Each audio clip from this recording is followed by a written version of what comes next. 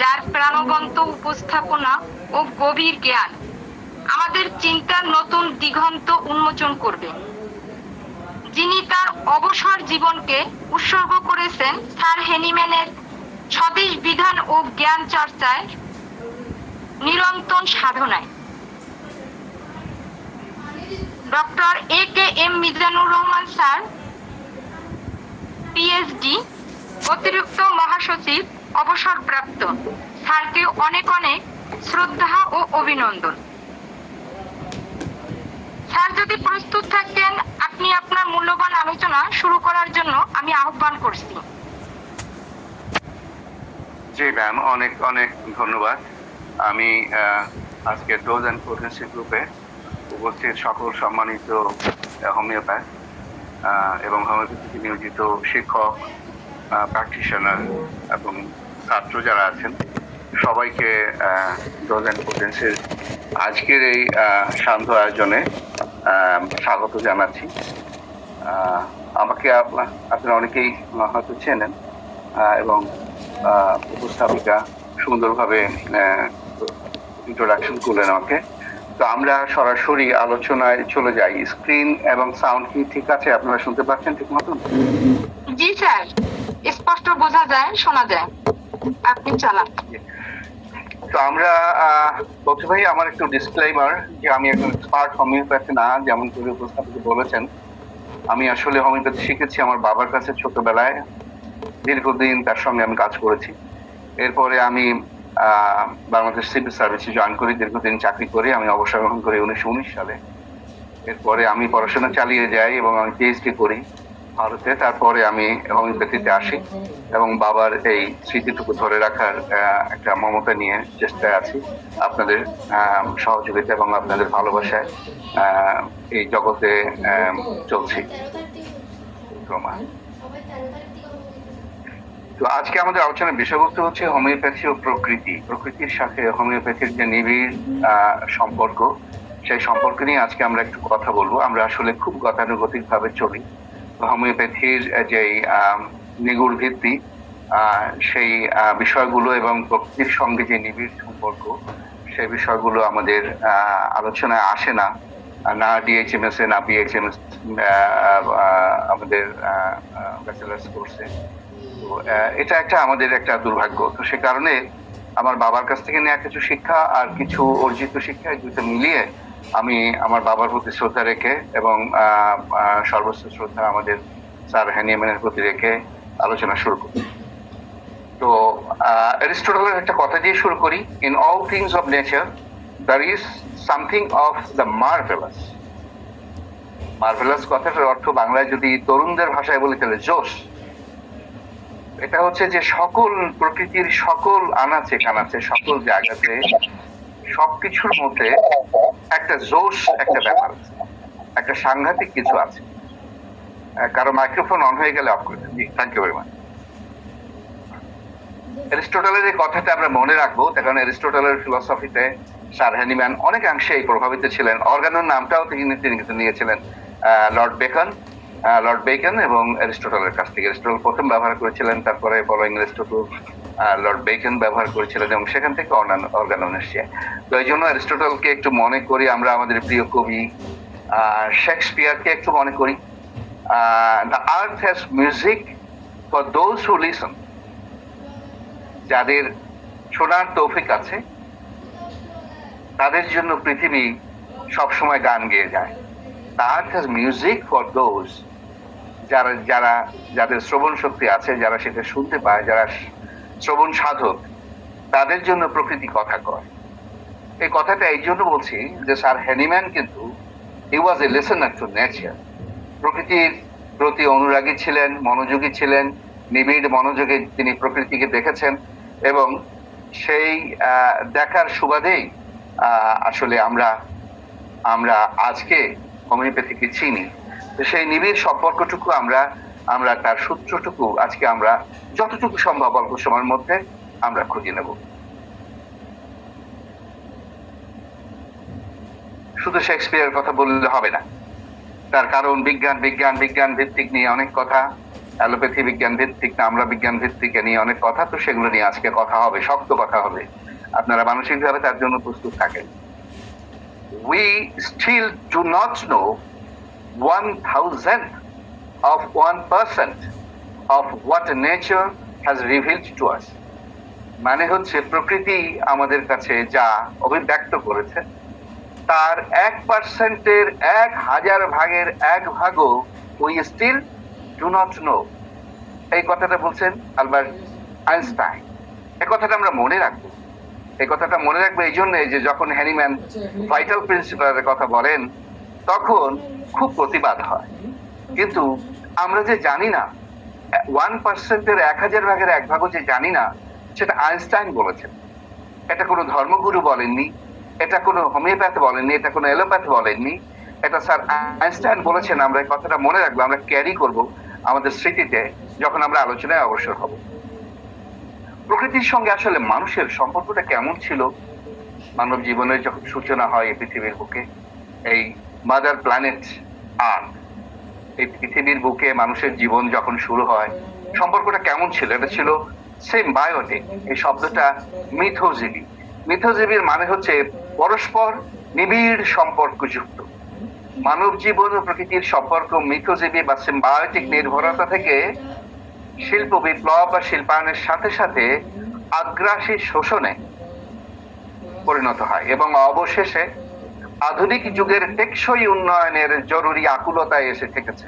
এই কথাটা ইম্পর্টেন্ট তার কারণ আপনারা যারা সাস্টেইনেবল ডেভেলপমেন্ট গোল এসডিজি এবং তার আগে মিলেনিয়াম ডেভেলপমেন্ট গোলস এমডিজির সঙ্গে যাদের সংযোগ আছে বা যারা চাকরি সূত্রে হোক লেখাপড়ার সূত্রে হোক যারা সান্নিধ্যে এসেছেন এই সমস্ত ধারণার, তারা জানেন যে আধুনিক যুগের টেকসই উন্নয়নের জরুরি আকুলতা কতখানি, কত লাউড, কত উচ্চকণ্ঠ, উচ্চকিত কণ্ঠ যে আমরা টেকসই উন্নয়ন চাই, প্রকৃতিকে সংরক্ষণ চাই, কথাগুলো আসছে। তো এর মাঝখানে গেছে আগ্রাসী শোষণ, তারপরে এসছে টেকসই উন্নয়নের কথা। এই বিবর্তন পৃথিবীকে পরিবর্তন করার ক্ষেত্রে আমাদের বর্ধিষ্ণু ক্ষমতাকেই প্রতিফলিত করে। মানুষের ক্ষমতা প্রকৃতির উপরে এটাকে প্রতিফলিত করে, যা প্রাকৃতিক শক্তির সাথে খাপ খাইয়ে নেওয়া থেকে শুরু করে সেগুলোকে বশীভূত করার দিকে এবং অন্তিমে অবশেষে এসে এখন সেগুলোর সাথে ভারসাম্য রেখে বসবাসের দিকে ধাবিত হচ্ছে। তাহলে বুঝুন, প্রথমে ছিল সিম্বায়োটিক রিলেশনশিপ, সেখান থেকে আগ্রাসী সম্পর্ক, উগ্র সম্পর্ক, সেখান থেকে এখন বিনীত সম্পর্ক। আমরা এখন প্রকৃতির ভারসাম্য বা প্রকৃতিকে সংরক্ষণের কথা বলছি, উচ্চস্বর বলছি, আমরা আকুল হয়ে বলছি, ব্যাকুল হয়ে বলছি। তো প্রথমে আসলে কেমন ছিল? এই যে 3টা সময়ের কথা বললাম, আমি একটু ছুঁয়ে যাবো, একটু কথা বলে যাব। সহাবস্থান ও সম্মান, প্রকৃতিকে মানুষ সম্মান করত, অনেক কিছুকে পুজোও করতো সেই সময়। মানুষ নিজেদের প্রাকৃতিক বাস্তুতন্ত্রের এক অবিচ্ছেদ্য অংশ হিসেবে দেখত। বাস্তুতন্ত্র মানে প্রাকৃতিক জগৎ, cosmic world, this natural world, এর একটা অবিচ্ছেদ্য অংশ হিসাবে মনে করত। প্রকৃতিকে একটি একীভূত প্রায়শই ঐশ্বরিক শক্তি হিসাবে দেখা হতো। তারা শিকার, সংগ্রহ এবং স্থানীয় পরিবেশের সাথে খাপ খাইয়ে নেওয়ার জন্য সম্পূর্ণরূপে নির্ভরশীল ছিল। এ সময় প্রকৃতির উপরে মানুষের প্রভাব ছিল স্থানীয় এবং নগণ্য। মানুষ আসলে প্রকৃতিকে মেনে চলতো, সমীহ করে চলতো, শ্রদ্ধা করত, প্রকৃতির উপরে নির্ভরশীল ছিল। এটা প্রাক কৃষি যুগ, সহাবস্থান এবং সম্মানের যুগ। এরপরে আসলো কৃষি বিপ্লব।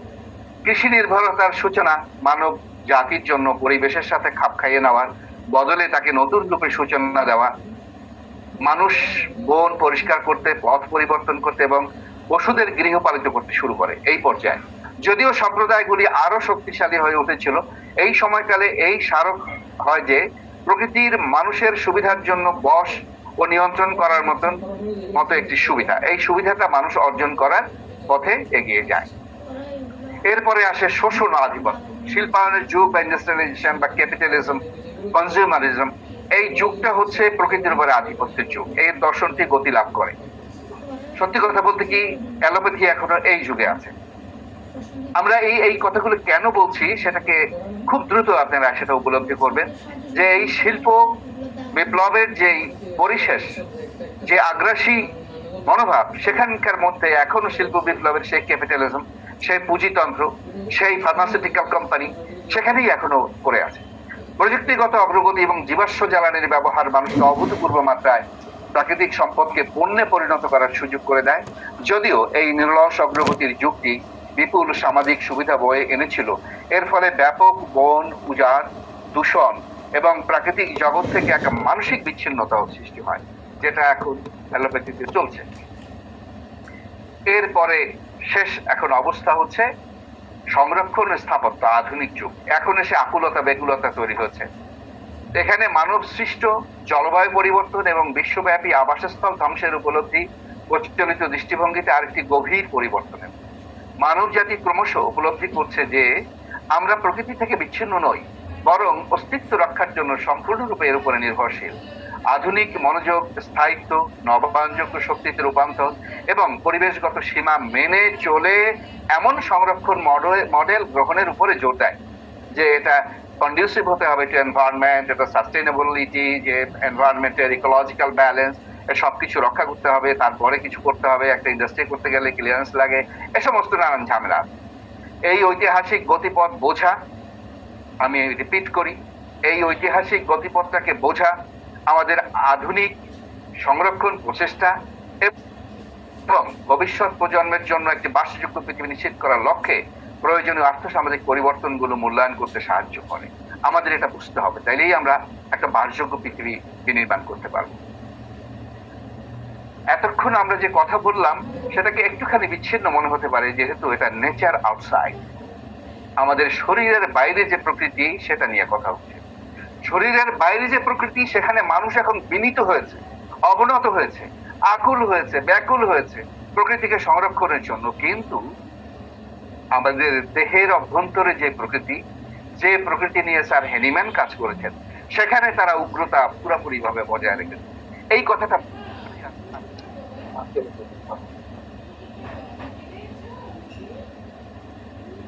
আমি দুঃখিত, একটা কল ঢুকে গেছিলাম, জানি না এই সময় কেন কল করেন কেউ আমাকে। তো এটা নেচার আউটসাইড নিয়ে আমরা কথা বলছিলাম, এবং সেখানে মানুষ বিনীত হয়েছে, সভ্যতা বিনীত হয়েছে। যদিও যুদ্ধ চলে হরমুজ প্রণালীতে, যদিও যুদ্ধ চলে মধ্যপ্রাচ্যের সকল প্রায় দেশে, কিন্তু বিনীত হয়েছে, অন্তত নত, কিছুটা নত হচ্ছে যে সভ্যতাকে প্রকৃতির কাছে হাঁটু গেড়ে বসতে হবে, তা না হলে পৃথিবীকে আমরা রক্ষা করতে পারবো না। কিন্তু দেহতন্ত্র, আমাদের ইনসাইডে কি হচ্ছে? মানুষ ফিরে এসছে, human is back to the pavilion. মানুষ ফিরেছে প্রকৃতির কাছে, বাইরের জগতে, ভিতরের জগতে ফিরতে চাচ্ছে না মুনাফার কারণে। এই জায়গাটাতে আমরা কথা বলবো আর কি। তো যারা এসডিজির সঙ্গে পরিচয় আছে তারা সবাই জানেন যে সাস্টেইনেবল ডেভেলপমেন্ট গোলস এর জন্য কত হাজার বিলিয়ন ডলার, ট্রিলিয়ন ডলার বরাদ্দ আছে। 2015 থেকে 30, এই 15 বছরের অভিযাত্রায় কত হাজার কোটি মিলিয়ন ডলার খরচ হবে, এবং সেটা সাস্টেইনেবল এনভায়রনমেন্টের জন্য। কিন্তু আমাদের শরীরের ভিতরের যেই নেচার উইদিন, এই যে প্রকৃতি, যেটা নিয়ে স্যার হেনিম্যান কাজ করেছেন, বারবার বলেছেন যে প্রকৃতির নিয়মে চলো, প্রকৃতির নিয়মে যে চিকিৎসা বিজ্ঞান, সেটাই হচ্ছে আসল চিকিৎসা বিজ্ঞান।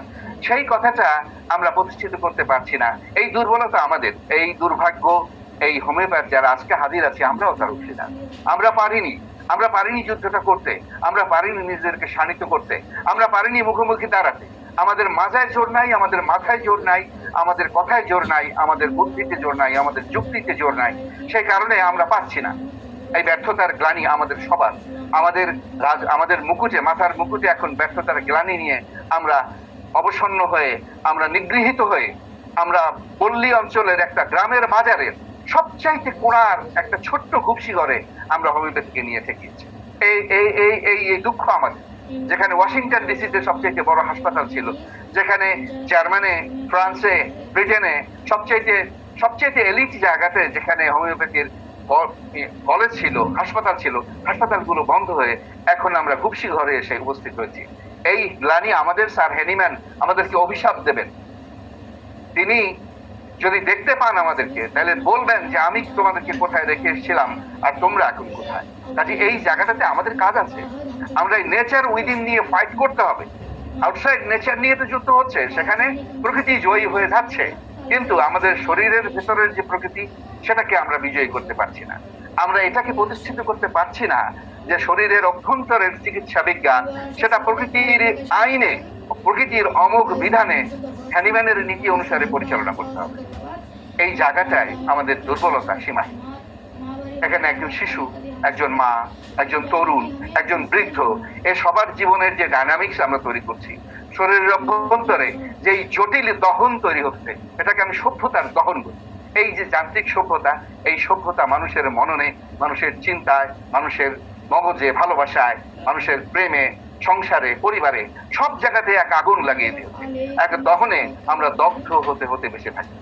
তো সেইখানে আসলে হোমিওপ্যাথি যে কত বড় এক বিপ্লব সাধন করতে পারে, যারা সেই সাধনায় রত আছেন, আজকের এখানে ক্লাসে অনেকে উপস্থিত আছেন, যারা জীবনকে উৎসর্গ করে, জীবনের সবটুকু শক্তি, সবটুকু মেধা যেটুকুই আছে সব নিয়োজিত করে যারা সচেষ্ট আছেন, তাদের প্রতি শ্রদ্ধা জানাই এবং জানিয়েই বলছি যে এই সাধনায় আমাদের থাকতে হবে। কেন থাকতে হবে? কেন? স্যার হ্যানিম্যান সেই রাস্তাটা আমাদের দেখিয়ে গেছেন যে ইউনিভার্সাল ল অফ কিওর, চিরায়ত বা চিরন্তন যে আরোগ্য বিধি, আরোগ্য বিধান, এটা must follow universal lodge of nature. প্রকৃতির যে অমোঘ বিধান আছে, প্রকৃতির যে চিরায়ত বিধান আছে, সেই বিধানের অধীন হচ্ছে আমাদের চিকিৎসা বিধান, আমাদের নিরাময় বিধান, আমাদের নিদান রাজ্য, আমাদের যেই নিদানিয়া। আমরা সকলে তো দুঃখের নিদানিয়া, মানুষের কষ্টের নিদানিয়া। তো যারা নিদানিয়া আছেন, যারা হোমিও নিদানিয়া, তারা মনে রাখবেন যে আপনাদের নিদান শাস্ত্র, আমাদের নিদান শাস্ত্র ইউনিভার্সাল ল অফ নেচারের উপরে প্রতিষ্ঠিত। এটা ইউনিভার্সাল ল অফ থিওরি বা কোনো ক্লিনিক্যাল কোনো কিছু বা কোনো তত্ত্বের উপরে প্রতিষ্ঠিত না। এটা প্রভিংসের উপরে প্রতিষ্ঠিত, একটা নেচারের উপরে প্রতিষ্ঠিত। এই জায়গাটা একটা সিঙ্কোনা থেকে শুরু হয়েছিল। এই নেচার একটা পাকল, ছাল, এটা প্রকৃতি, এবং এখান থেকে যে শুরু হয়েছিল সেটা বেসড অন, অবশ্যই হতে হবে ইউনিভার্সাল লজ অফ নেচার। এই নেচারকে আমাদের চিনতে হবে, ঝগড়ায় জিততে হবে, আমাদের মস্তিষ্ককে শানিত করতে হবে। তা না হলে আমরা এই যেই তিমিরে আছি সেই তিমিরে পড়ে থাকবো এবং ভবিষ্যতে আরো গহীন তিমিরে আমরা ধীরে ধীরে প্রবেশ করব, নিপতিত হব। প্রবেশ না, এটা নিপতিত হব, পতিত হব। Cure lies in nature follows. আমরা যে কথাটা বললাম যে প্রকৃতিতে এই আরোগ্য নিহিত, কিসের ভিত্তিতে বললাম? তার কারণ স্যার হ্যানিম্যান বলেছেন ডিজিজ কামস থ্রু নেচার। প্রকৃতির ভিতর থেকে, মানুষের যে ইনার প্রকৃতি, আমি বাইরের প্রকৃতির কথা বলছি না, শরীরের ভিতরে যে প্রকৃতি আছে, সেই প্রকৃতির ভিতর থেকেই মায়াজমের মাধ্যমে রোগ উঠে আসে। কাজেই এটার ফাইটও করতে হবে হচ্ছে আমাদের প্রাকৃতিক ভাবে। তো কিওর লাইজ, নিদান থাকে বা নিদান ঘুমিয়ে আছে কিসের মধ্যে? প্রকৃতির মধ্যে। কারণ কি? কারণ হচ্ছে রোগও আসতেছে প্রকৃতি, এবং এখান থেকে আসে যে সিমিলিয়া, সিমিলেবাস, কিওরেন্টার। এটা কিসের উপরে ভিত্তি করে দাঁড়ায়?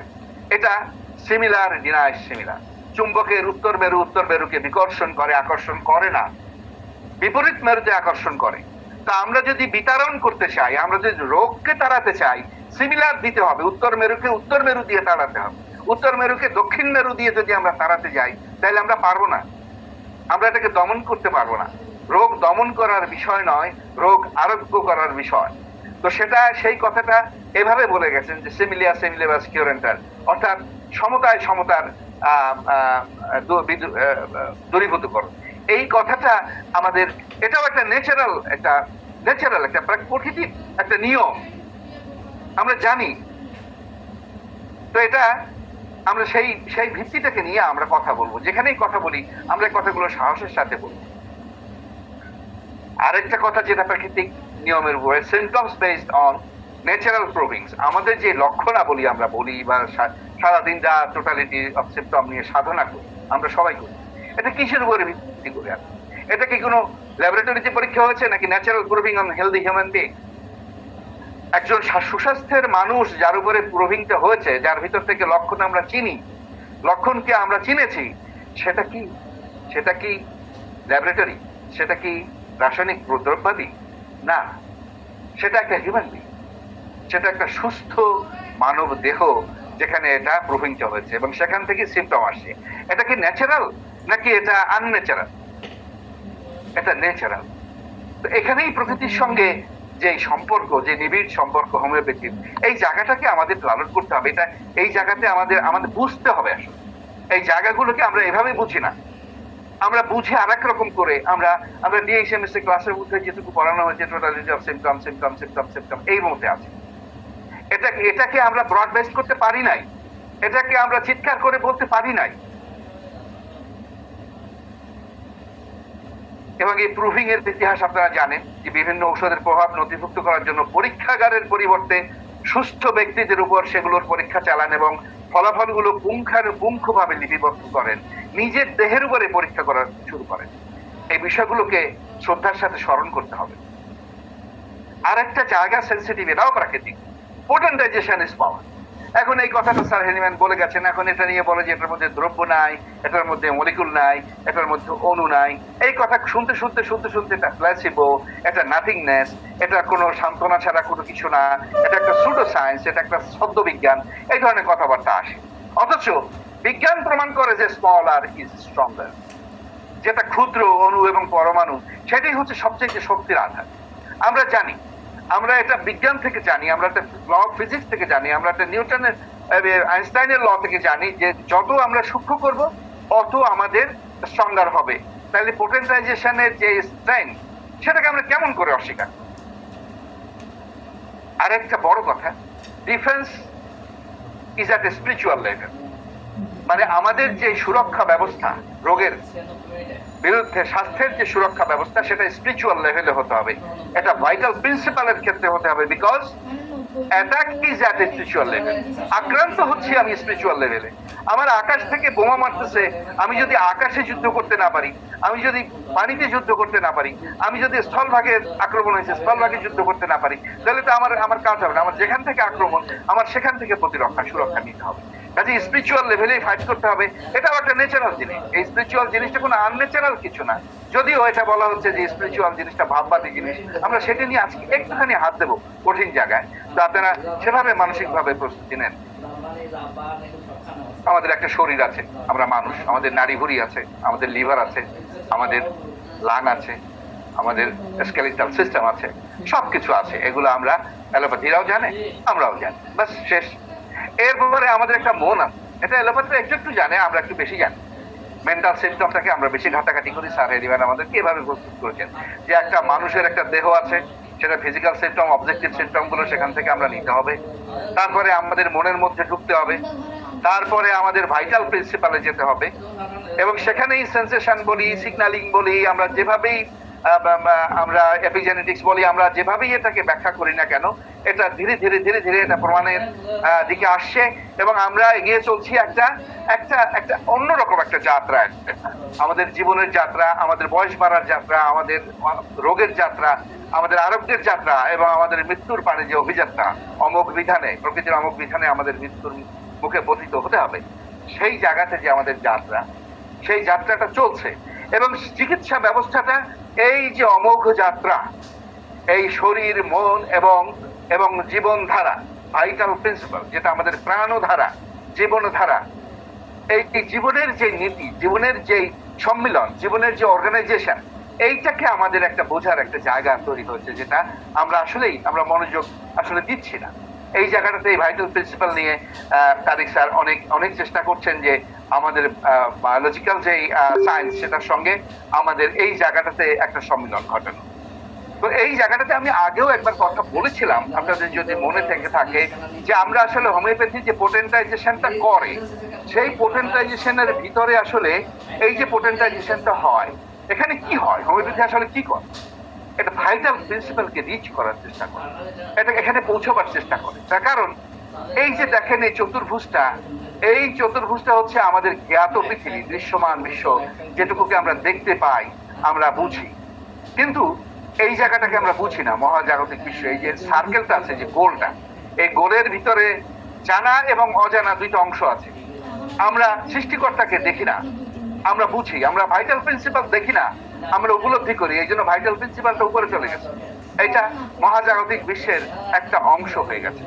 তা আমরা হোমিওপ্যাথি কি করি? আমরা পোটেন্টাইজেশনের মাধ্যমে শক্তিকৃত করে আমরা এই ভাইটাল প্রিন্সিপালকে গিয়ে সিগন্যাল দেওয়ার চেষ্টা করি। এটা হচ্ছে একটা একটা জায়গা যেটা হোমিওপ্যাথির একটা ইউনিক একটা স্পেস যেখানে আমরা কাজ করি। কাজে এই জায়গাটাকে আমাদের চিনতে হবে এবং এখানে একটু পরবর্তী স্লাইডটাতে আমরা যাই। পরবর্তী স্লাইডটাতে আমরা যাই,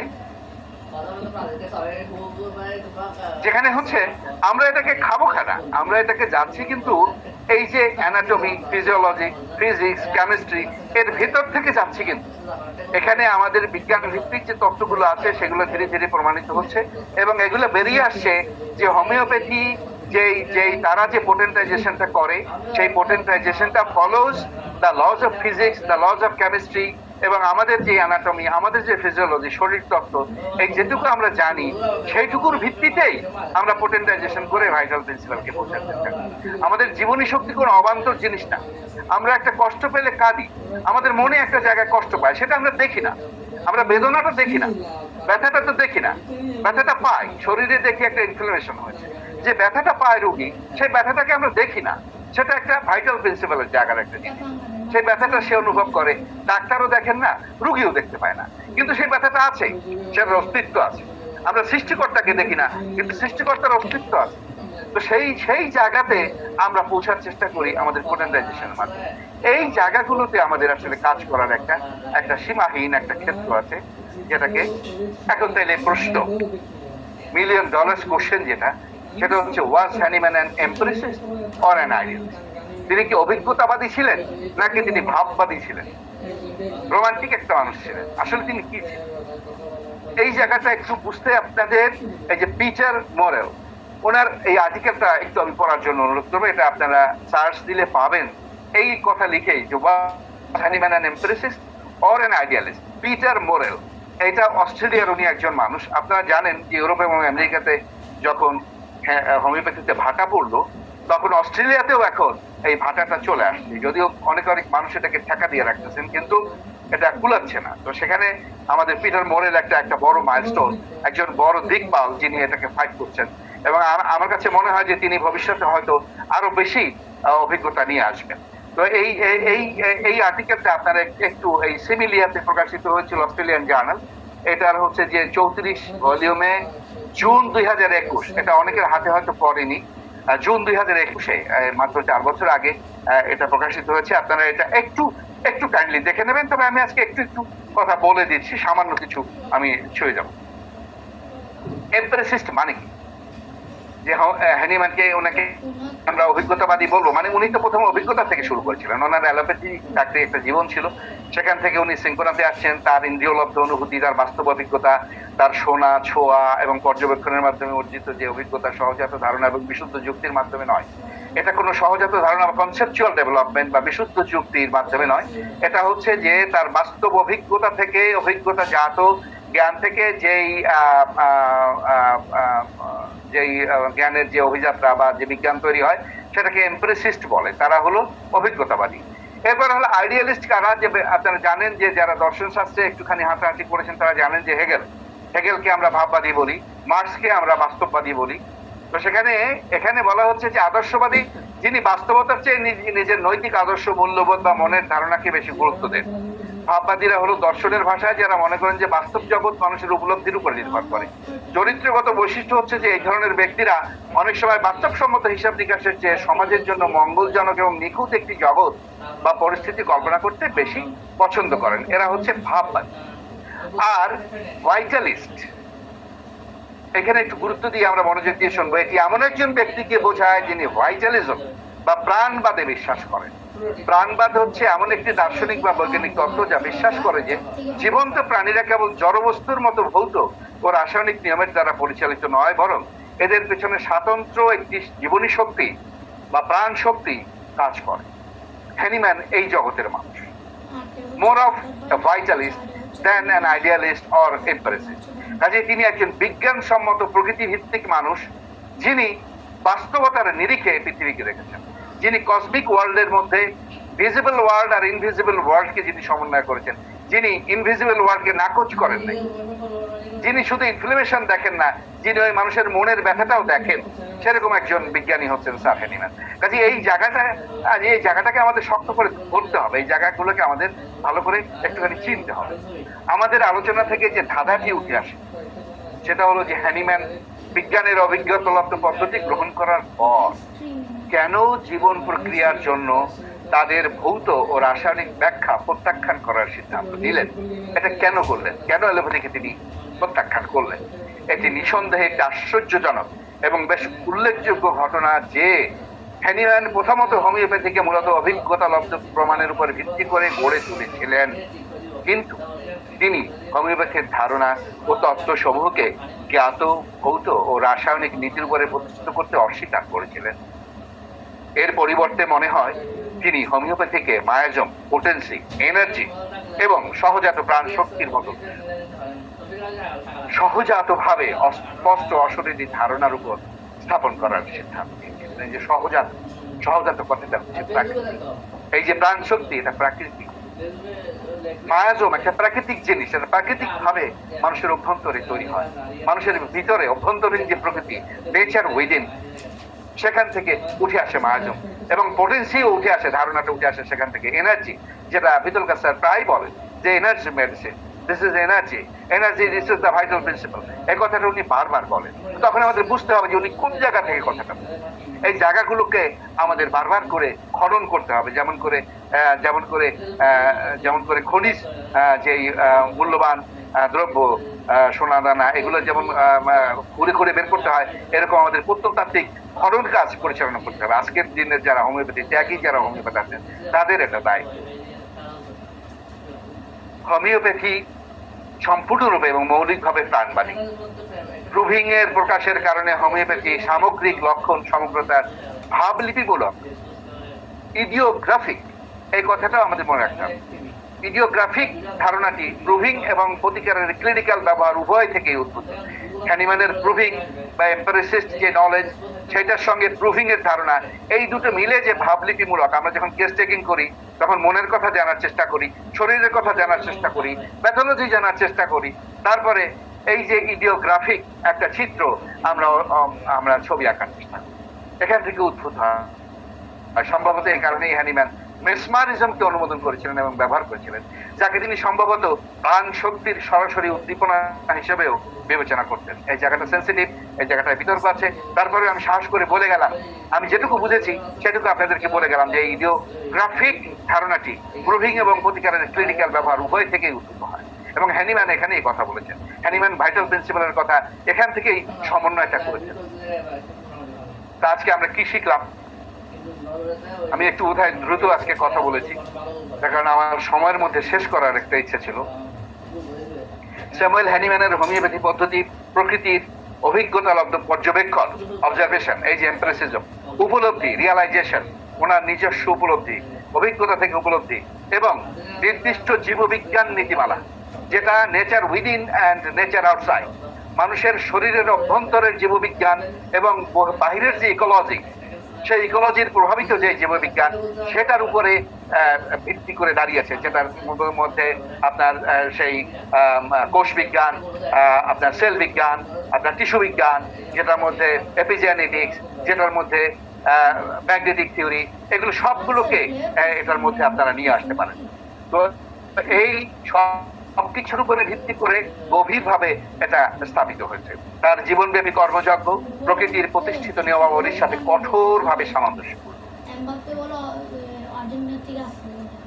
আমার এখানকার কথাগুলো যদি হয় তাহলে এখানে আমি আরেকটু ব্যাখ্যা করতে চেষ্টা করেছি। হোমিওপ্যাথি প্রকৃতির নিয়মাবলীর প্রমাণের জন্য ক্রমাগত নতুন ক্ষেত্র অনুসন্ধানের এক নতুন দিগন্ত উন্মোচন করে, যদি আমরা প্রকৃতি এবং মানব জীবনের সম্পর্কটাকে আরো নিবিড়ভাবে উপলব্ধি করার চেষ্টা করি। কারণ আমরা যেমন বিশ্বাস করি, এই নিয়মাবলী যদি মৌলিক হয় তবে এর প্রয়োগ সার্বজনীন, এবং তা দেখার মতো দৃষ্টি যদি আমাদের থাকতো, তবে আমরা কেবল চিকিৎসা বিজ্ঞানের ক্ষেত্রে নয়, বরং প্রাকৃতিক বিজ্ঞানের প্রতিটি ক্ষেত্রে এবং ফলিত বিজ্ঞানেও এর প্রয়োগ করতে পারতাম। আমরা সেটা পাচ্ছি না। আমি বলবো এটা আমাদের সবার যৌথ ব্যর্থতা। এবং শেষ কথাটা বলি, সেটা হচ্ছে আমাদের জানা প্রতিটি ধর্মে প্রতিটি ধর্ম মতে প্রকৃতির বিধান অমোঘ ও অলঙ্ঘনীয়। কাজে প্রকৃতির উপরে যে চিকিৎসা শাস্ত্র প্রতিষ্ঠিত নয়, প্রকৃতির নিয়মের উপরে, লজ অফ নেচারের উপরে প্রতিষ্ঠিত নয়, সেই চিকিৎসা শাস্ত্র কোনো চিকিৎসা শাস্ত্র হতে পারে না। আমি আপনাদেরকে আন্তরিক ধন্যবাদ জানাচ্ছি সবাইকে আমার সঙ্গে এতক্ষণ থাকার জন্য, এবং আমি আপনাদের সঙ্গে একটু সময় আমাদের হাতে আছে, আমরা প্রশ্নোত্তর এবং আমরা বোঝার চেষ্টা করব যে আমরা আমরা কতটুকু আমরা আসলে বুঝতে পারলাম, সেটা আমরা একটুখানি খতিয়ে দেখার চেষ্টা করব। আপনারা প্রশ্ন করতে পারেন, আমি শেয়ারিংটা একটু অফ করে নেই, এরপরে প্রশ্ন নেব ইনশাল্লাহ। আপনাদের প্রশ্ন নেব আমরা। স্টপ শেয়ারিং করে আছে, স্টপ শেয়ারিং করে নেই, তাহলে আমরা চলে আসতে পারবো। জি, এখন এখন এখন আপনারা প্রশ্ন করতে পারেন, আমি আপনাদের অসংখ্য ধন্যবাদ স্যার, দীর্ঘ সময় মূল্যবান আলোচনা করার জন্য। ইনশাল্লাহ আজকে ক্লাসটি থেকে আমরা দারুণ কিছু শিখতে পেরেছি। এ পর্যায়ে আমরা যাচ্ছি প্রশ্ন উত্তর পর্বে। আজকে ক্লাসটি নিয়ে কারো যদি কোনো প্রশ্ন থাকে প্লিজ হ্যান্ড প্রেস করুন।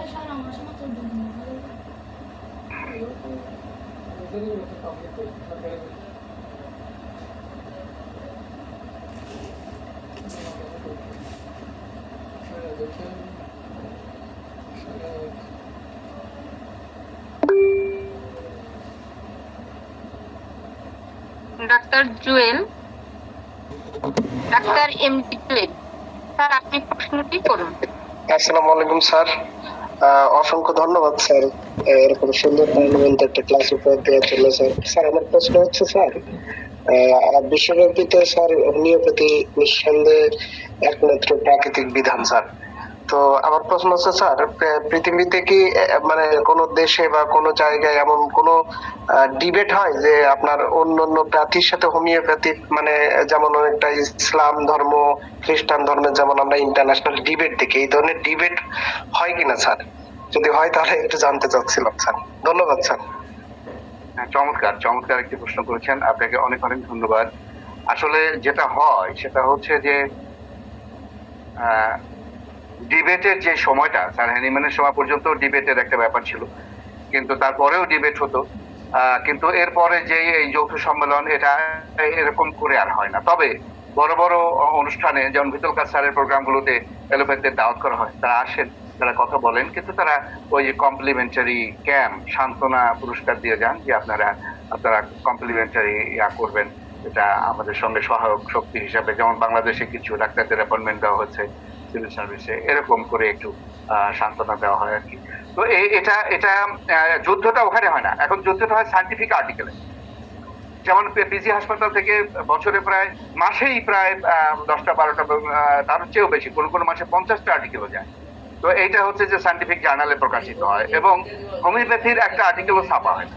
তো এই কারণে হয় কি যে দেখা যায় যে আমরা হেরে যাই, এবং এখানে যে রিসার্চের যে ফান্ডিং হয়, সেই ফান্ডিং গুলো রকফেলার থেকে শুরু করে যত বড় বড় ওষুধ কোম্পানি আছে তারা ফান্ডিং করে। ফান্ডিং করলে পরে তখন দেখা যায় কি যে এখানে স্কলাররা বড় বড় গবেষণাপত্র সাবমিট করে, যে ডোনর এজেন্সি তাকে তো শান্ত রাখতে হবে, তা নাহলে তো পরবর্তী ফান্ডিং সে পাবে না, তার সংসার চলবে না। তো সেই কারণে এই রিসার্চারদেরকে অনেকটা তাদেরকে অনেকটা প্রভাবিত করা হয়, এবং সেভাবে যত আর্টিকেল ছাপা হয় দেখবেন এটার শেষ কথা, প্রথমে শুরু হয় আলোচনা যে হোমিওপ্যাথির ইতিহাস নিয়ে, এটা সেটা নানান কথাবার্তা, তারপরে শেষে গিয়ে বলা হয় যে হোমিওপ্যাথি একটা নির্ভরযোগ্য না, এটাকে তার তদুপরি 2-1টা রোগের ভালো ফলাফল পাওয়া গিয়েছে, কাজেই এদেরকে কমপ্লিমেন্টারি হিসাবে একটুখানি জায়গা দেওয়া যেতে পারে। মানে হাউসের মধ্যে শেষ প্রান্তে ওই বাসের যেমন লাস্ট সিটটা যেটা কেউ কিনতে চায় না, ওরকম একটা জায়গাতে হোমিওপ্যাথিকে নিয়ে আসন দেওয়া হয়। তো এরকম ভাবে যুদ্ধটা চলছে, একটা অসম যুদ্ধ, এটা সারা পৃথিবীব্যাপী সব ক্ষেত্রেই চলছে অসম যুদ্ধ, আমাদের সবকিছু নিয়েই একটা অসম যুদ্ধ। তো এটা একটা গরিবের বিজ্ঞান বা গরিবের চিকিৎসা ব্যবস্থা হিসেবে এটা ঠিকই আছে, সেভাবে আছে। তো এখন যুদ্ধটা যদি ওপেন প্ল্যাটফর্মে ডিবেট হতো, সেরকম স্কলার থাকতো যারা ওপেনলি চ্যালেঞ্জ করতো, এখন কোনো হোমিওপ্যাথ চ্যালেঞ্জও করেন না, স্যার ভিতলকাসও কোনো চ্যালেঞ্জ করেন না, উনি বিনীতভাবে ওনার তত্ত্ব প্রকাশ করেন। উনি কখনো চ্যালেঞ্জ করে কথা বলতে আমি অন্তত শুনিনি যে আমি চ্যালেঞ্জ করলাম কেউ আসেন আমাকে ফেস করেন, না রাজন সংখ্যক স্যার করেন, না রজার মরিসন স্যার করেন, না ল্যারি মেলারবা করেন, না আমাদের অন্য কেউ করেন। তো ওনারা কেউ এরকম আর ডিবেট নেন না, তার কারণ ওনারা আসলে ওনারা নিজেরাও মানসিকভাবে অতটা শক্তি আমার মনে হয় সঞ্চারিত হয় না। তার কারণ এখন তো দর্শনের ভিত্তিতে পৃথিবী চলে না, এখন তো পৃথিবী চলে হচ্ছে অন্য কিছুর ভিত্তিতে। দুটো জিনিস, একটা হলো মানি আর একটা হলো গান, বন্দুক এবং টাকা, এই দুটো দিয়ে পৃথিবী চলে। তো আর চলে এই যে মানির যে অংশ, যে জায়গাটা, সেখানে হচ্ছে তারা বিজয়ী হয়ে যায়।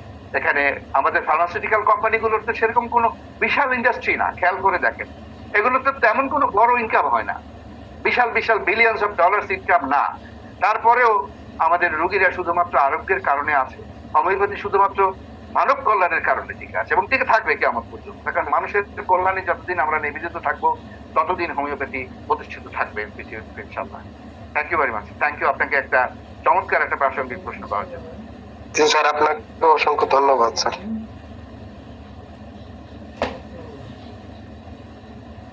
আজকে ক্লাসটি নিয়ে আর কারো কোনো প্রশ্ন থাকলে হ্যান্ড প্রেস করুন।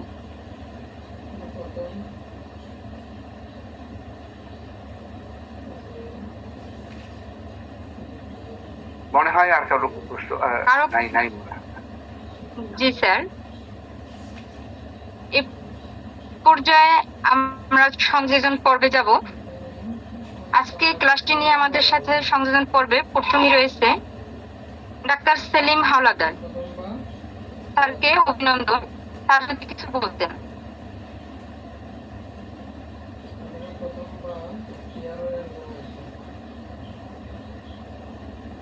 আসসালামু আলাইকুম ওয়া রাহমাতুল্লাহ। আমাকে শুনতে পাচ্ছেন?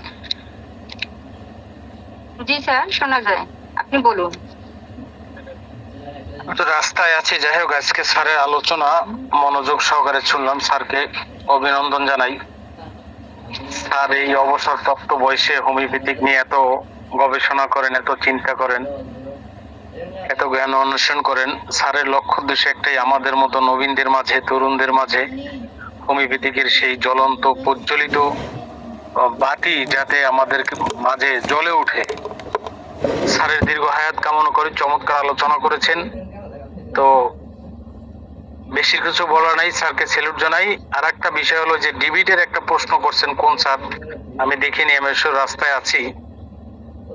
তো আমরা যদি আসলে ডিবেটের চিন্তাটা করি, আমরা বরিশালের মানুষ, আমার বাড়ি বরিশালে। আমাদের বরিশালে একটা কথা আছে যে সালিশ মানি বড় তাল গাছটা আমার। অর্থাৎ বরিশালের একটা ভাষা হলো যে সালিশ মানি বড় তাল গাছটা আমার। হোমিওপ্যাথিক চিকিৎসা বিজ্ঞানের কাছে বড় বড় রাগবলরা ধরা খেয়ে লাস্টে গিয়ে বলছে যে হোমিওপ্যাথিক কিছু নেই। তো সত্যি আমরা যদি একটু চিন্তা গবেষণা করে দেখি, বাংলাদেশে এখনো পাওয়ারফুল অবস্থানে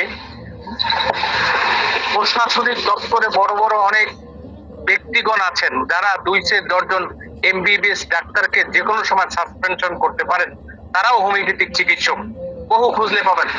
আমাদের এই যে স্যার একে মিজুর রহমান স্যার আজকে আলোচনা করলেন, উনি দীর্ঘদিন উনি একজন পিএইচডি গবেষক এবং উনি একজন সরকারের উচ্চপদস্থ কর্মকর্তা ছিলেন, অতিরিক্ত মহাপরিচালক ছিলেন বাংলাদেশ আনসার বিডিবির।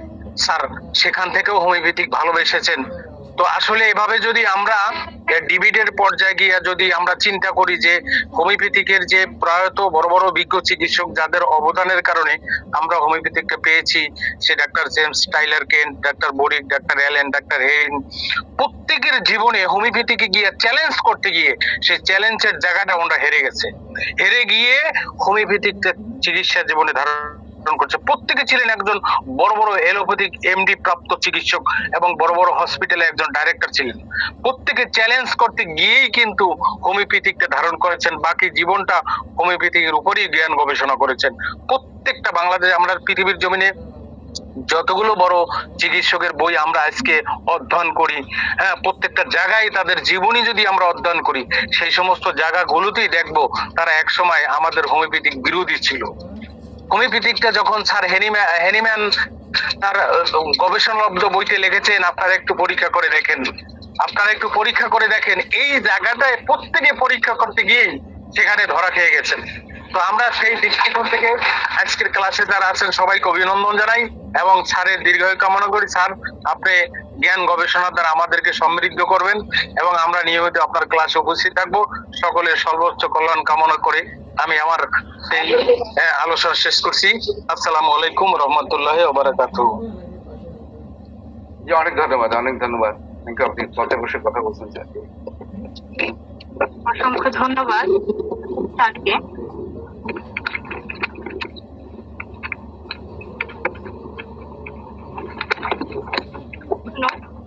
হোমিওপ্যাথি কিংবদন্তি আমাদের সকলের অভিভাবক doctor Mohammad Ishrat Hossain Liton sir. Sir, আজকে ক্লাসটি নিয়ে কিছু কথা বলুন।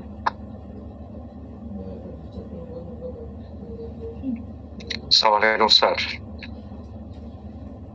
স্যার আসসালামু আলাইকুম। জি, ওয়ালাইকুম সালাম স্যার। স্যার কেমন আছেন স্যার? জি আলহামদুলিল্লাহ। আসসালামু আলাইকুম, সবাইকে সালাম। স্যার, আমি অভিভূত হই যে আপনি এই বয়সে এত কিছু কি করে করেন। আমরা কি পারবো এরকম? আজকের যে আলোচনাটা আমার মাথার উপর দিয়ে গেছে, বস্তুত পক্ষে সাইলেশিয়া পেশেন্টের মতো। যে সাইলেশিয়া রোগী যদি একটা প্রাকৃতিক একটা বনের সৌন্দর্য দেখতে চায়, তাহলে ওটা বনে একটা হলুদ রঙের একটা পাতার দিক চোখ পড়ে সেখান থেকে আর নড়তে পারে না, ওই পাতাটাই দেখে। পাহাড় বা বন দেখা তার পক্ষে আর হয়ে ওঠে না। সমুদ্র দেখতে গিয়া একটা নুড়ি পাথরের দিকে চোখ পড়লে সাইলেশিয়া রোগী ওই নুড়ি পাথরটাই দেখে চলে আসে, সমুদ্র আর তার দেখা হয় না। মানে ক্ষুদ্রাতি ক্ষুদ্র জিনিসের উপর চোখ পড়ে। আজকে আমার এরকম কোন একটা বিষয়ের উপরে আমি আটকা পড়ে গেছি, আর আপনার টোটাল আলোচনাটা আমার মাথার উপর দিয়ে গেছে। এত জটিল কথা এত সহজভাবে আপনি উপস্থাপন করছেন স্যার। এই যে থিমটা, এটা হলো গিয়া, এটা একটা থিসিসের থিম। এই থিমটাই হলো টোটাল প্রকৃতির থিম, ন্যাচারাল থিম, মহাজাগতিক বিষয়ের সঙ্গে এইটা রিলেটেড। আসলে আমাদের হোমিওপ্যাথি করতে হলে বর্তমান সময়ে আমাদের এই জ্ঞানগুলো থাকা জরুরি। ডিবেটে যাবে কে? ডিবেটে যাবে কেন? কে যাবে? যার যার ধান্দায় শেষে আছে। ভিদুল কাজ স্যার অনেক কিছু করতেছেন, হোমিওপ্যাথির মঙ্গলের জন্য করছেন, উনি করে রাখবেন।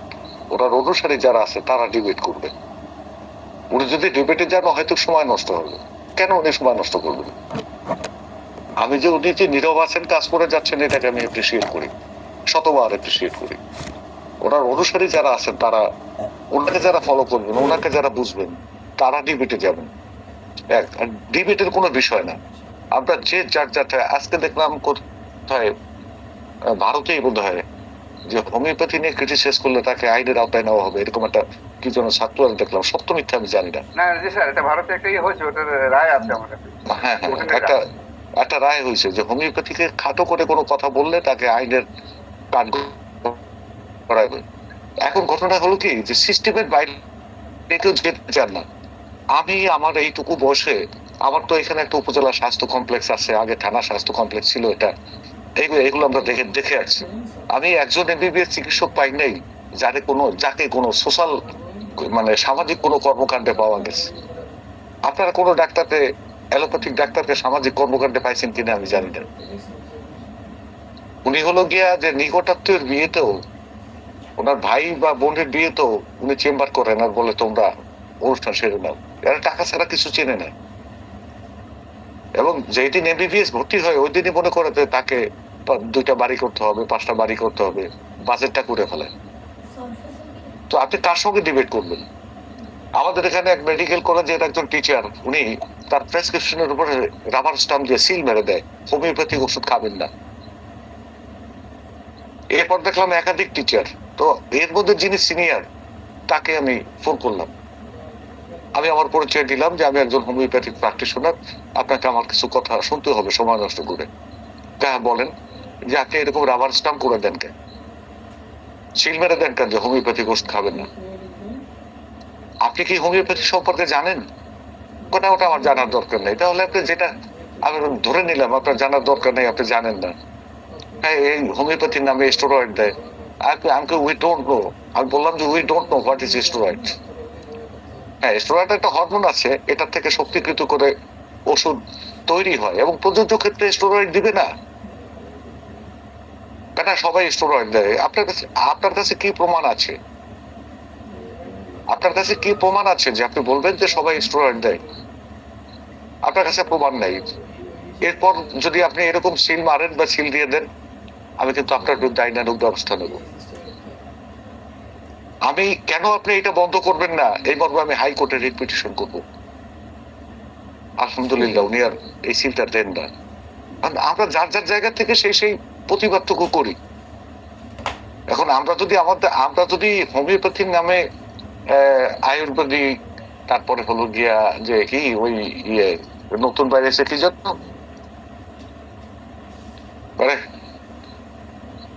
ন্যাচারোপ্যাথি, আকুপাংচার নাকি? না না না, আকুপাংচার, ন্যাচারোপ্যাথি, আয়ুর্বেদিক, হার্বাল, এইসব ওষুধপত্র যদি আমরা লিখতে থাকি, ঠিক আছে, তাহলে তো আমাদের এই মনোবলটা থাকবে না।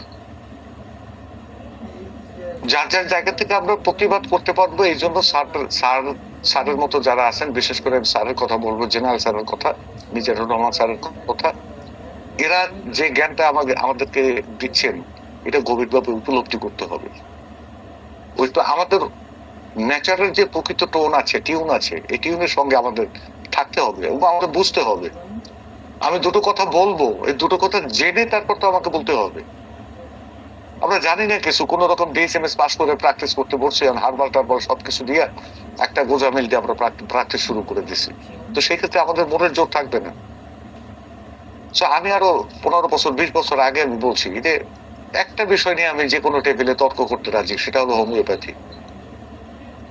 আপনার স্বাস্থ্যমন্ত্রী কেন, স্বাস্থ্য সচিব কেন, আপনি যদি প্রধানমন্ত্রীর সঙ্গে বলেন বা বিশ্বের যে কোনো টেবিলে আমাকে বসতে বলেন, আমি এটা নিয়ে বসতে রাজি আছি। এবং এইসব ধারাই পারে আমাদের কাছে হয় না, করতে পারবে না। তো বিষয়টা হলো যে আমাদের ট্রান্সপারেন্সি আসতে হবে। আর স্যার যে কথাগুলো বলছেন, এই কথাগুলো অনুধাবন করতে হবে, মারাত্মকভাবে অনুধাবন করতে হবে। আসলে প্রকৃতির কাছে যে আমরা কতটা ঋণী, যদিও স্যারের আলোচনার সঙ্গে আজকে রিলেটেড না, তবু আমার একটা কথা মনে পড়ছে। আমার বাবা আমাকে কথাটা বলছিলেন, আব্বা বলেছেন আমাকে। তো 1970 12 নভেম্বর একটা প্রলয়ঙ্করী ঘূর্ণিঝড় হয়েছিল এই বাংলাদেশের উপকূলীয় এলাকায়, লক্ষ লক্ষ লোক মারা গেছে। তখন বেড়িবাঁধ ছিল না, খুব খারাপ অবস্থা। এই আমাদের এই কোস্টাল এরিয়ার উপকূলীয় এলাকার ভোলা, পটুয়াখালী, বরিশাল, এই অঞ্চলে প্রচুর লোক মারা গেছে। তখন এই চিকিৎসা এইড দেওয়ার জন্য, চিকিৎসা সহায়তা দেওয়ার মতো অবকাঠামো বাংলাদেশ ওইরকম ছিল না। ওষুধপত্র এটা সেটা ছিল না। তখন আমাদের এই অঞ্চলে কাজ করেছে বেলজিয়ামের একাধিক টিম। আমার মনে আছে যে তখন আমি খুব ছোট, ওরা কয়েক বছর ছিল, আমি একটু বড় হয়েছি, তখন ওদের হ্যালো বলে ডাক দিলে ওরা চকলেটের প্যাকেট আমার কাছে ছুড়ে দিত। স্পিড বোটে যাইতো খাল দিয়ে, যদি বলতাম হ্যালো, হ্যালো তুমি ওই একটা ইংরেজি জানতাম, হ্যালো বললেই ওরা স্পিড বোট স্লো করে চকলেটের প্যাকেট দিত। ছেলে মেয়েদের দিত, এপারে ওপারে সবাইকে চকলেট ছিটাইতো, খাবার দিত, কিন্তু আমাকে কেন জানি এক প্যাকেট দিত, পুরো প্যাকেট দিয়ে যেত। আমার নানার আবার বড় কাপড়ের দোকান ছিল, ওইখানে ওরা এসছে, মহিলারা এসছে, পুরুষরা এসছে, ওরা শাড়ি টাড়ি পরে টেরে ফুর্তি করছে। তো ওই সময় ওই বেলজিয়ামের একজন বড় খুব বড় মাপের একজন চিকিৎসক ওই টিমে, উনি বলছে এই দেশে এত এত এত ন্যাচারাল রিসোর্স, এ দেশের মানুষ ডিসিপ্লিতে ভোগে কেমনে? হ্যাঁ, এটা ট্রপিক্যাল কান্ট্রি, ডিসিপ্লিন হতে পারে, কিন্তু এখানে তো রাস্তাঘাটে হাইড্রোকোটাইল হয়ে থাকে, থানকুনি পাতা যেটাকে বলে। এত থানকুনি পাতা সহজলভ্য, তারপর এখানে মানুষ আমাশায় ভোগে কেমনে? এটা কিন্তু আমার বাবা বলছে, ওই বেলজিয়ামের ডাক্তার রেফারেন্স করে। তো যাই হোক, এখন দেখেন যে প্রকৃতির কি অমোঘ বিধান, যে হাইড্রোকোটাইল আছে তার ডিসিপ্লিন হওয়ার কথা না। তো কথাটা যদি আমরা অন্যভাবে দেখি, তাহলে কি এই দেশ ডিসিপ্লিন প্রবণ, যেহেতু ট্রপিক্যাল কান্ট্রি, সেই জন্য প্রকৃতি এখানে হাইড্রোকোটাইল রেখেছে, স্রষ্টা এখানে হাইড্রোকোটাইল রেখেছে, যে তোমরা খুঁজে খাও, খুঁজে এটা ব্যবহার করো, তোমার হাতের নাগালেই আছে। বুঝতে পারছেন? এই যে খুঁজে নিতে হবে, এটা যেমন স্রষ্টা আমাদেরকে বলছেন যে তোমরা চিন্তা করো, তোমরা খুঁজে নাও, তোমরা কাজ করো, ঠিক এনিম্যান আমাদের পথ দেখিয়েছেন। এই পথে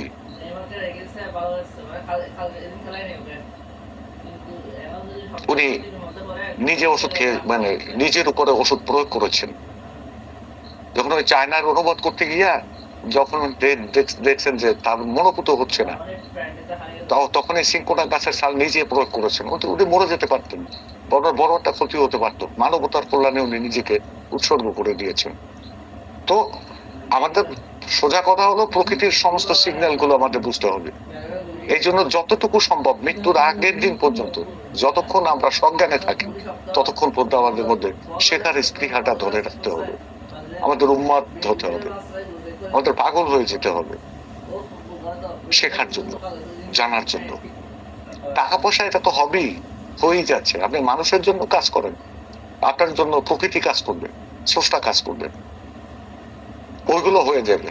আর যদি আমরা নিজেকে অন্তঃশ্বাস শূন্য রাখা শুধু শুধু টাকার পেছনে দৌড়াই, কাজ হবে না। তো যা কিছু করি এটা মানব কল্যাণের জন্য করি, মানুষের জন্য করি। মানুষ, আমিও তো মানুষের বাইরে না। সমাজের সকল মানুষের জন্য করলে, পৃথিবীর সকল মানুষের জন্য কিছু করে গেলে সেটা আমার জন্যও করা হয়ে যায়। তো যাই হোক স্যার, এরকম আরো মূল্যবান তথ্য আমাদেরকে দিবেন। এটা অডিওটা বের হলে আমি আবার শুনবো এবং এগুলো আমি সংরক্ষণে রাখবো। স্যারের কাছে চিরকৃতজ্ঞ থাকবো। এই বয়সে এসেও আমাদের একদল তরুণ চিকিৎসকদেরকে অনুপ্রেরণা দিয়ে যাচ্ছেন, এবং স্যালুট স্যার, স্যালুট। আপনার সুস্বাস্থ্য কামনা করি। আপনারাও ভালো থাকবেন সবাই। ধন্যবাদ। অনেক ধন্যবাদ স্যার, অনেক ধন্যবাদ।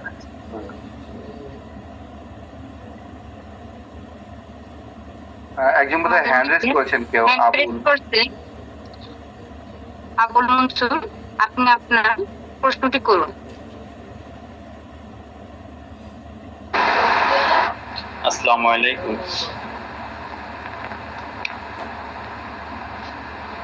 আসসালামু আলাইকুম স্যার। ওয়ালাইকুম সালাম। আপনি কেমন আছেন স্যার?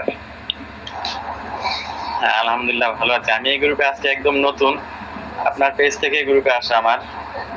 স্যার ভালো আছেন? আলহামদুলিল্লাহ। ভালো আছেন স্যার?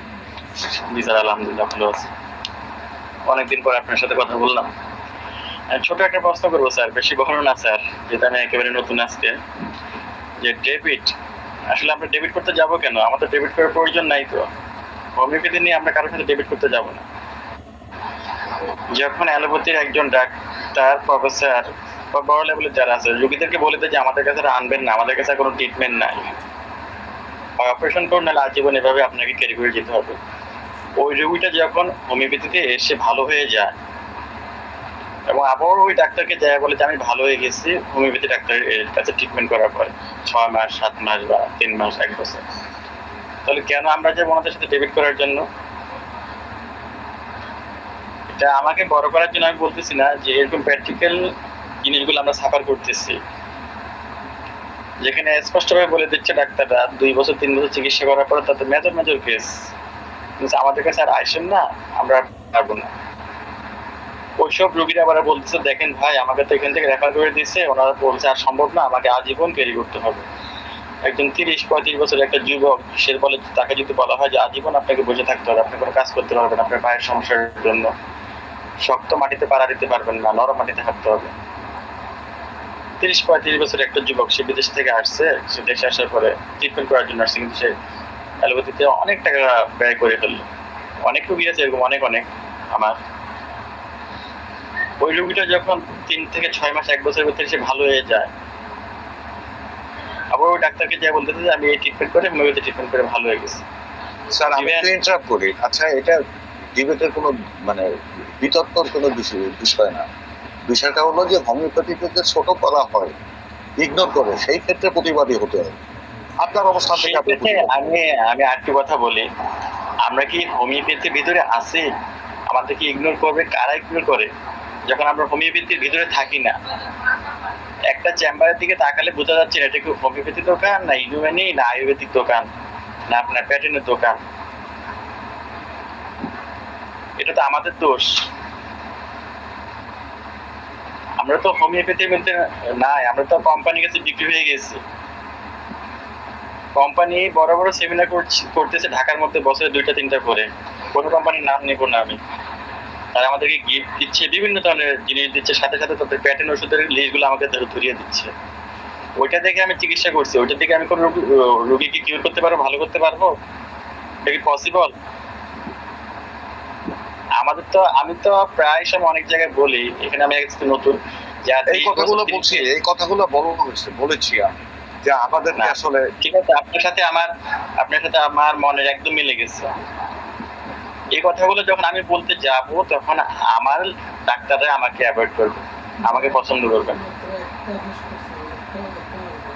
যখন আপনি জেনুইন পিওর হোমিওপ্যাথি, হেনিম্যানের হোমিওপ্যাথি কথা বলতে যাবেন, তখন দেখবেন আপনাকে অনেক করবে। এটা তো আমাদের দোষ, এটা আমাদের দোষের কারণে আমাদেরকে বলতেছে। আমি যদি বেলাডোনার সিরাপ ব্যবহার করি, নাক্সিবন সিরাপ ব্যবহার করি, সেটা কি আমার দোষ না? একজন হোমিওপ্যাথি ডাক্তার যদি বলে যে আমাকে তো আমার কাছে আর অ্যাকশন সম্ভব না। আমি কই নাক্সিবন সিরাপ বা বেলাডোনার সিরাপ বিক্রি করার জন্য ডাক্তার হয়েছি? আমি রেপার্টরি করব, আমি নিঃশ্বাস করব, অর্গানন করব, ওইভাবে আমি চিকিৎসা করব। আপনার শুনলাম অনেকদিন পরে, অত্যন্ত আপনাকে ধন্যবাদ জানাচ্ছি। আসলে ডিবেট করতে আসবে না, হেরিংরা ডিবেট করতে এসে হেরে গেছে। যারাই বড় বড় হোমিওপ্যাথি হয়েছেন অফিসে, সবাই কিন্তু ডিবেট করতে এসে প্রত্যাখ্যান করতে এসে কোর্টে জড়িয়ে পড়েছেন। ইভেন বাংলাদেশের সেটাই ইতিহাস, সেটাই ইতিহাস। বাংলাদেশের অনেক বড় বড় ডাক্তাররা প্রত্যাখ্যান করতে এসে আরো একজন একটু কথা বলতে চাচ্ছেন আপনি মনে হয়। আমরা স্যার, আপনি কি শেষ করেছেন নতুন স্যার? জি স্যার, আমি শেষ করে দিচ্ছি স্যার। জি স্যার, আসসালামু আলাইকুম। আপনাকে অনেকদিন পরে কথা বলতে খুব ভালো লাগলো। হাত তুলেছেন কে? পিঙ্কি ম্যাম, একটু কাইন্ডলি দেখেন। জি স্যার, আমাদের মাঝে এ পর্যায়ে হাত তুলেছেন বাবুল স্যার। স্যার, আপনি আপনার প্রশ্নটি করুন। স্যার, সংক্ষেপে আপনি আপনার প্রশ্নটি করুন। বাবুল স্যার, আপনি হ্যান্ড প্রেস করছেন, আপনি আপনার প্রশ্নটি করুন।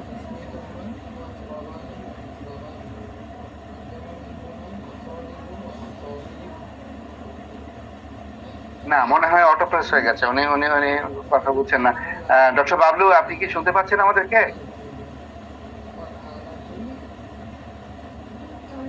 না, নো রেসপন্স। জি স্যার, হয়তো বা ভুলবশত হ্যান্ড প্রেস হয়ে গেছে। আজকে ক্লাসটি নিয়ে আর কারো কোনো মন্তব্য আছে বা কারো কোনো প্রশ্ন আছে? যদি না থাকে তাহলে এ পর্যায়ে আমরা ক্লাসটি শেষ। আমি লাইনে ঢুকতে পারছিলাম না, একটু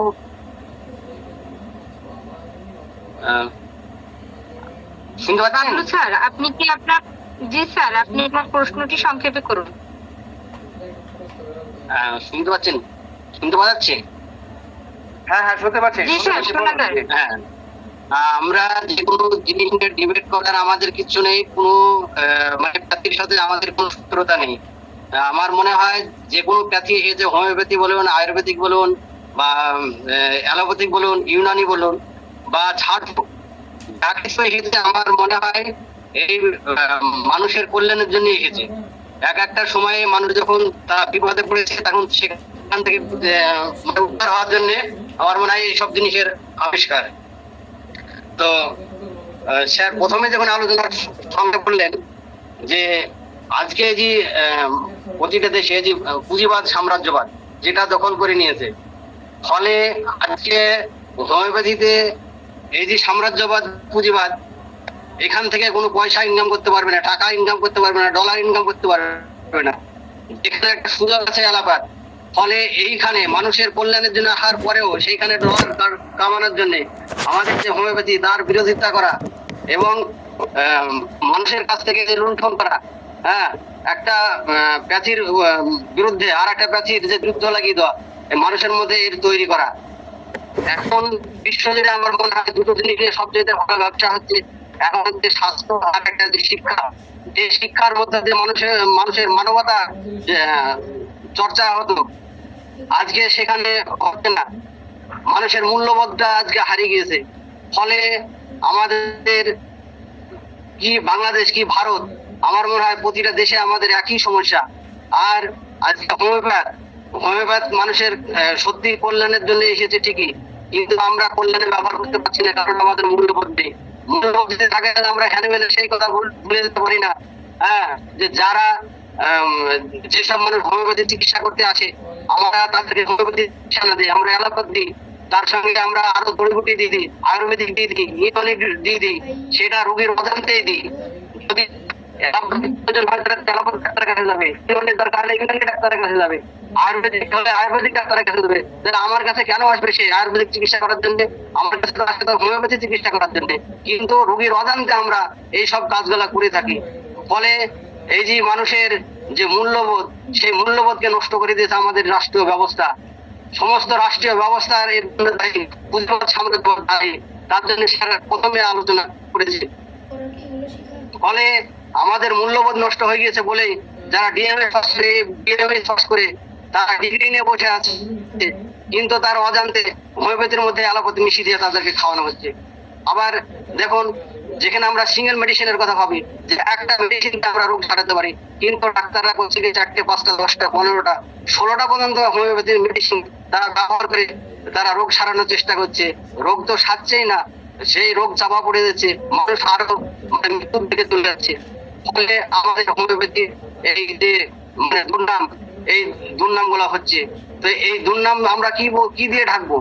যারা এইসব গুলা হচ্ছে তাদের তো বিশাল বিশাল ডিগ্রি, তাহলে তারা যদি সচেতন না হয়, হ্যানিম্যানের সেই কথা যদি ভুলে যায় যে যারা হোমিওপ্যাথির নামে অপপ্যাথি করে তাদেরকে তার কি বলবো, তাদেরকে তো মানে বাবা মায়ের অবৈধ সন্তান বলেছে। এত কিছু জানার পরে যদি তারা করে, তাহলে সেটা তো আমাদের আর কিছু বলার থাকে না।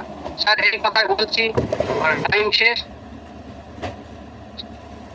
স্যার, অনেক সুন্দর আপনারা আলোচনা।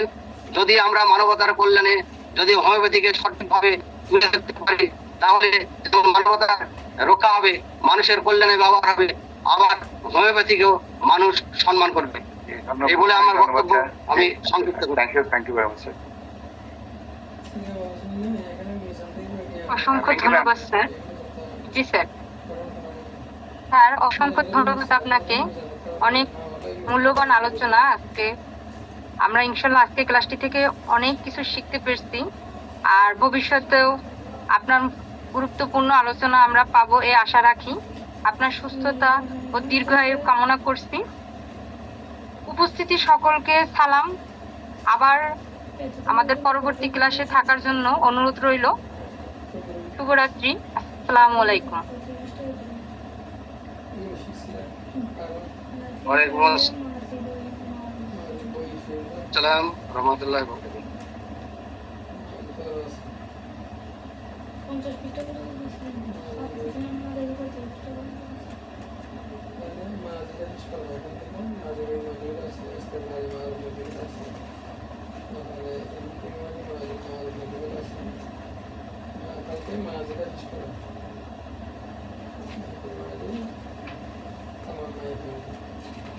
এখানে সব সেম। এখানে যদি কোন প্রকারের আগে কি শব্দ যুক্ত হবে, একটার আগে লাল নাম, একটার আগে লাইট নাম,